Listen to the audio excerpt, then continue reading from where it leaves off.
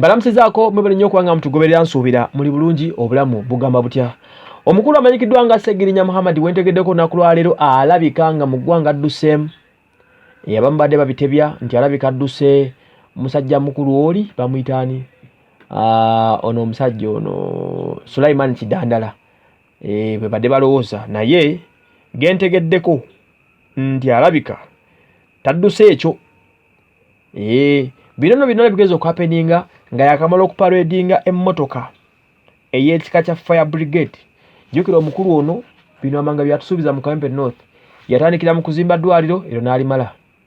Bw'amala okuzimba eddwaliro n'atulaga baasi eya Kawempe North n'agireeta. Baasi bw'agimala n'aparedinga emmotoka ekizikiza ekizikiza omuliro n'akiteekawo. Bino mu bimuweebwa mukwano gwe amanyikiddwa nga Mary Martins okuva mu ggwanga erya Netherlands oba ekibuga Amsterdam. Kati omusajja ono tugeze okulabako awo ng'ali ku kisaawe ky'ennyonyi alaga aflying ebweru. Aba ne bagamba ayinza okuba aflyinga kudduka oba aflyinga kwekweka oba alina by'agenza okwenoonyeza nga obimanyi oba okitegera.